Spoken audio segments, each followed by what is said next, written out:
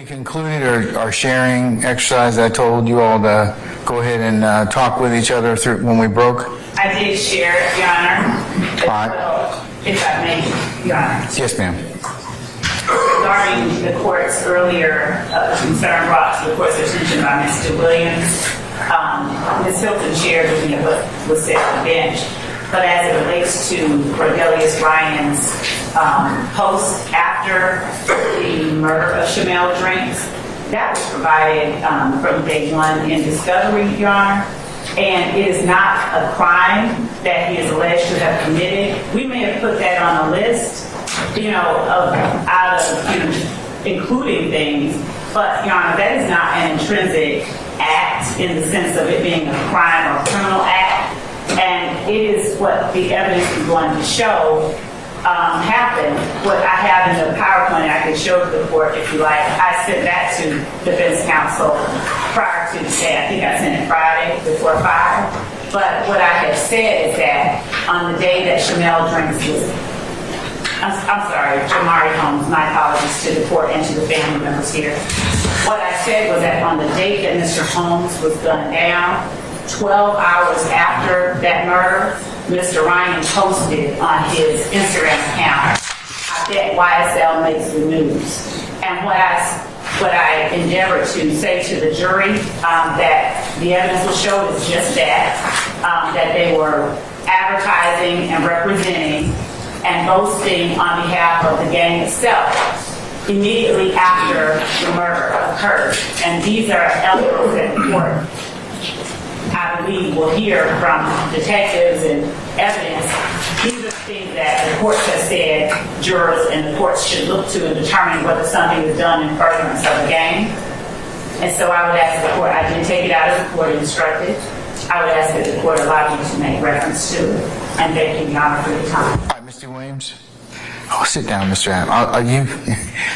You can just wait a minute. All right, Mr. Williams. What's your response, madam? That the court already ruled on that, saying that you would bring it up as it comes forth. You stated that they couldn't use it in the opening, and I would just ask that the court use their instruction and make the state follow the instruction that the court already gave. Okay, but it may not be what I think that Ms. Love is saying, Mr. Williams, is that the evidence may not necessarily be intrinsic. It might be for another purpose. It's what they expect the evidence to show. So, but here's the issue that kind of I'm disappointed as the court. You all could, we've had months and months and months. We could have taken this up before. I could have made it very clear. I don't need to take it up right on the eve of our jury sitting in the box. That's what I'm kind of more annoyed with than anything else. If you had clarity or wanted to seek clarity on that, I'm more than happy to rule on it, but I needed to go ahead and have some ability to do so. So I don't think it's intrinsic. It may be for other purposes, and I'll let the state reference that if they have a good faith basis to, that if they believe that's what the evidence will show. Okay? They put it in their motion as... Say again, madam? I'm sorry. They put it in their motion as intrinsic evidence, though.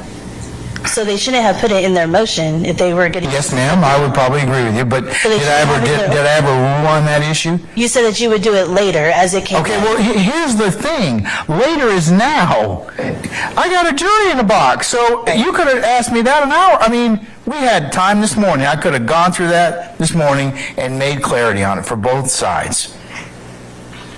But do you have any other basis for the ruling? I mean, for my ruling, madam, any other argument? No, just I wish that the court would just follow their own instruction. Well, I'll follow my instructions when you all bring to my attention what you need to in a timely manner, okay? And give me the full breadth of, so I can rule upon it accordingly. That's what I'd like you all to do. Well, they also have slide 45. They have my client's name on there as gunning down a 23-year-old, Shamel Drinks, and my client has nothing to do with that. That was another area on the court. But I didn't get that Ms. slide Love presentation earlier. Ms. Love says she is going to remedy that and exclude it. Thank you, Your Honor. Okay. All right. Now, Mr. App, what is it you want to tell me? I am so sorry, Your Honor. But thank you for allowing me to speak. I do have an objection, Judge. So, Ms. What's your objection specifically, sir? Attempted to email us during the break the PowerPoint slides that she is using in opening. I could not open the attachment. I brought that to the attention of her co-counsels and staff, and Mr. Matthews was able to open it, and I looked over his shoulder and was able to see some of it. There are at least a dozen more slides that were never turned over to us, even though the court instructed us to share it with the state and for the state to share with us prior to opening any exhibits for opening argument. And so, I mean, these are all new to us, and I would just ask that the ones that she did not share, she shared 4, that the ones that she did not share be excluded. I'm objecting because the court ordered for us to share these. She did not. Clearly, she did it intentionally. There's also apparently factual errors in them. I would ask that any slides that haven't already been shown to the jury and that she did not disclose be excluded from her opening argument. Yes, ma'am, and then I'll go on to the next person. Thank you, Judge. Yes. Your Honor, I did not send only 4 slides or attachments. I sent to counsel for the defendants the photographs, the evidence that I intended to put into the opening PowerPoint. As far as the state's theory of the case and theme of the case and the words that I wrote, those are things that were being developed, ongoing, and I did not understand the court's directive to me that we needed to turn over the words we would be speaking. As far as these photographs go, Judge, I said to them, if they can, actually I sent them to them. So there are some, I have only about, Your Honor, they're a dump over. Hold on, wait, let her finish, and then I'll let you respond, Mr. Apps. so all of these slides that involve Christian Eppinger, I sent to them. And other than the slides involving Christian Eppinger, there is a slide of the vehicle that Donovan Thomas drove on the day he was gunned down. It's the back of the vehicle with the placards of showing the bullet defects.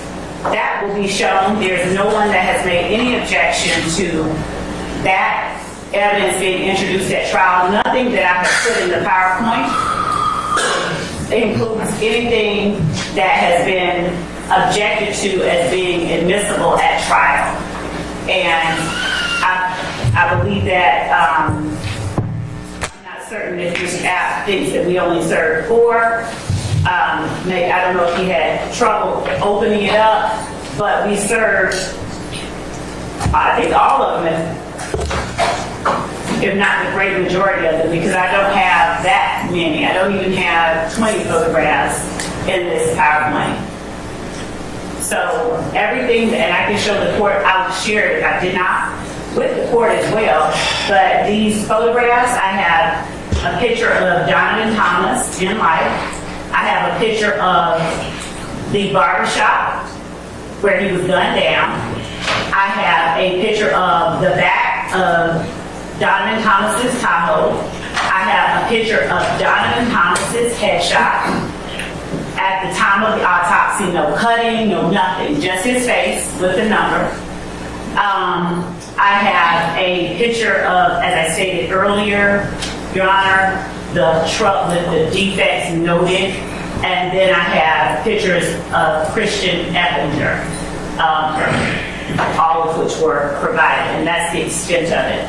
The majority of the slides have my words, my work product on them. All right, Mr. App, before I go ahead and respond.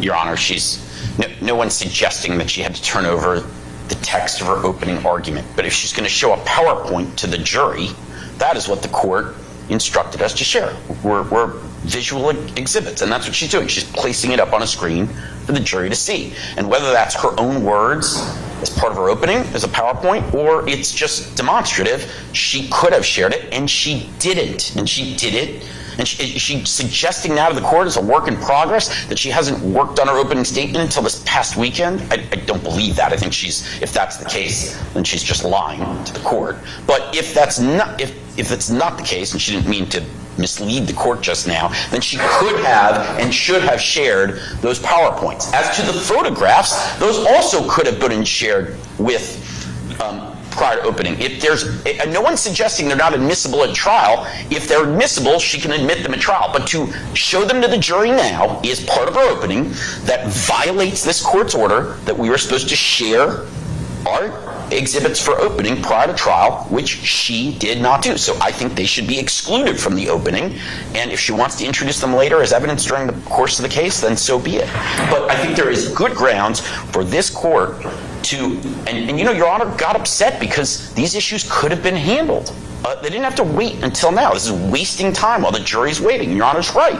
And it's not our fault. It's her fault for not doing what the court instructed. And as a result, the appropriate and reasonable remedy is to prevent her from sharing any of these slides with the jury that she did not share with defense counsel prior to today. Whether they're evidence or whether they're text is part of her opening. All right, Mr. Matthews? Yes, Your Honor. Good morning to the court. I'd like to direct the state's attention to slide 15. In slide 15, the third bullet point,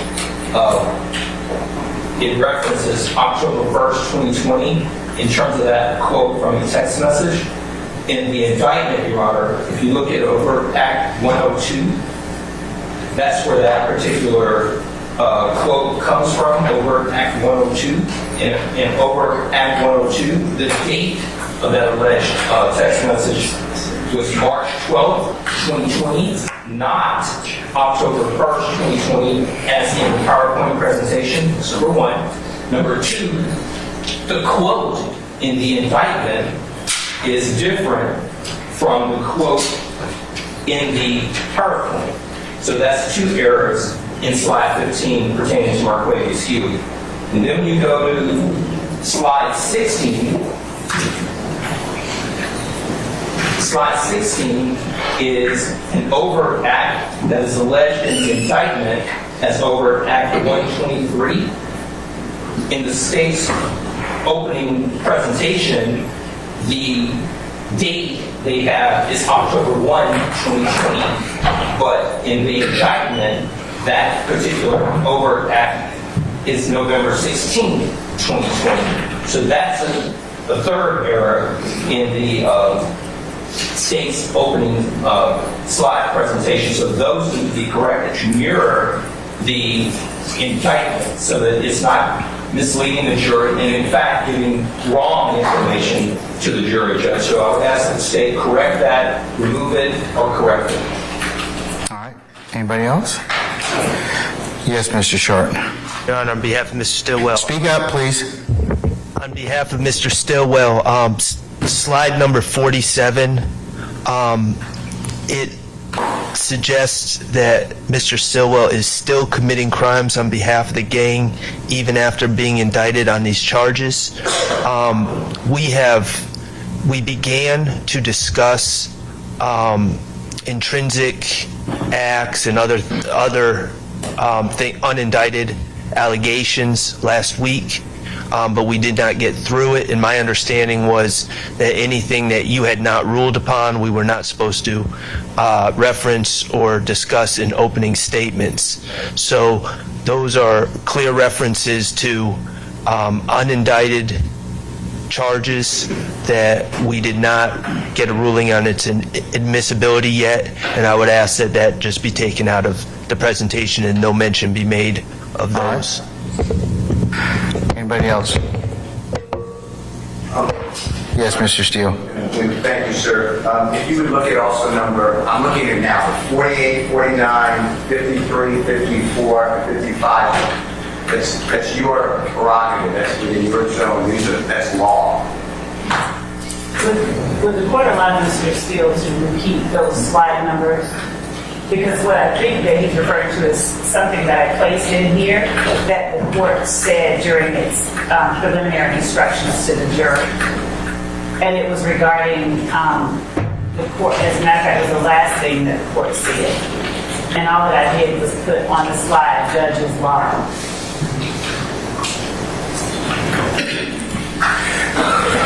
In terms of what slides are you talking about? Mr. Steele again? I have 48, 49, 53, 54, 55. So 49, 48 through 55? Excluding, so 48, 49, but then skipping to 53, 54, and 55.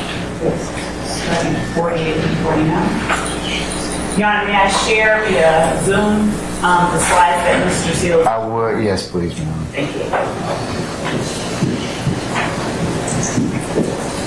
And you said, Mr. Seal, is it 45? Just share the presentation, please. Yes, Your Honor.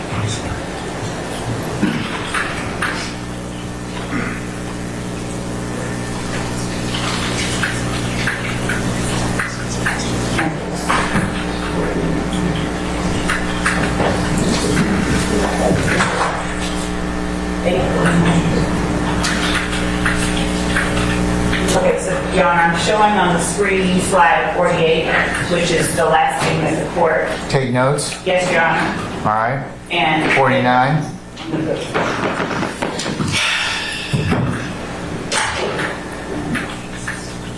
that was directly from what the court just did. All right. 50. 50, It's not 50, sir, 53. 53. Okay, let's get down to 53. And 53 is what I expect the evidence is going to show. So I'm going to, in speaking to the jurors regarding the witnesses and the instructions that the court has given them, I'm going to say to them, some of them, as I've already alluded to, some of them may not be wanting to speak. Some of them, you're going to see evidence that some of them are afraid, some of them are embarrassed, some of them are intimidated, some of them don't remember, some of them don't want to remember. That's simply what the evidence will show. And Your Honor, what I'm asking that the jury does in listening to and considering the testimony of any such witnesses is, as the court has already instructed, which is just to use your common sense because you alone decide who you believe. We're asking you to listen carefully, take notes, and pay attention. So there's nothing in that slide 53 that is in any way infringing on or entering into a lane that does not belong to the state. We are entitled and allowed to show and to state to the jury what the evidence will show. The way that I have decided to represent it in writing makes it no less so. Yeah, but it borders on argument at this point in time. So I can change it because I do expect that the evidence will show that some of the witnesses are afraid, some of the witnesses are embarrassed. So I can take out. Well, that's different. You might want to just redo it. I can do that. Any further objections, folks? Yes, Your Honor. I went over to the state's table, Carson Matthews and Beth Monsieur went over to the state's table and brought to their attention an error in slide 42, and I think it's incorrect. All right. Is that correct, State? Here's what I'm going to do. Folks, this is exactly why I told you I wanted you to, and let me go ahead and just say this. Ms. Love, I told you to give them your PowerPoint presentation. This is why you give it to them, so that they can get errors and they can also figure out if there's something they object to. So this is what's caused this delay.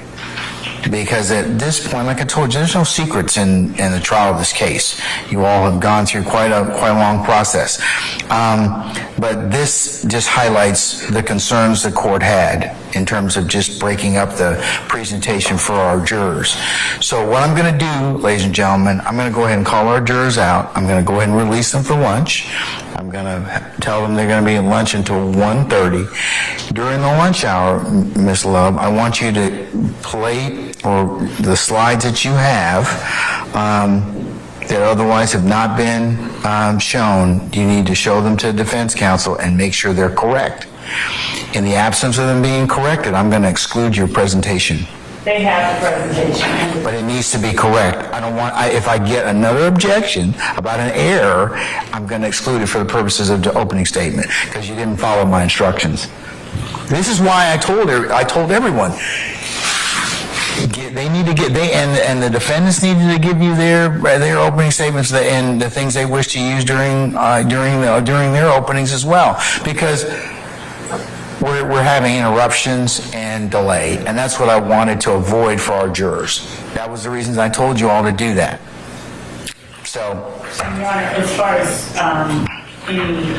any typographical errors, I'm not worried about that. I'm not worried about that. But I'm not worried about that. But the errors that Mr. Apt, Mr. Matthews, and Mr. Shaw have made are errors, and Ms. D. Williams need to be corrected.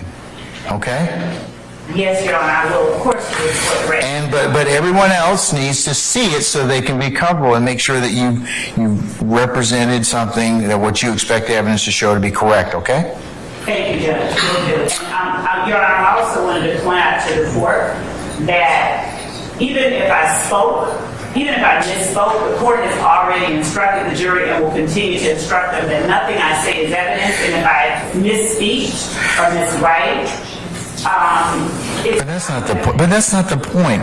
I'm going to tell them that. But and I've told them that already. But that's not the point. The point is so that we can have a smooth and orderly presentation of evidence. Okay? So, all right. Desmond, Sergeant Ingram, can we go ahead and call for our jurors, please? Your Honor, we'll look at also number 6-2. You can go ahead and take up that during the recess. Okay? Yes, sir. Thank you. All right. Yes.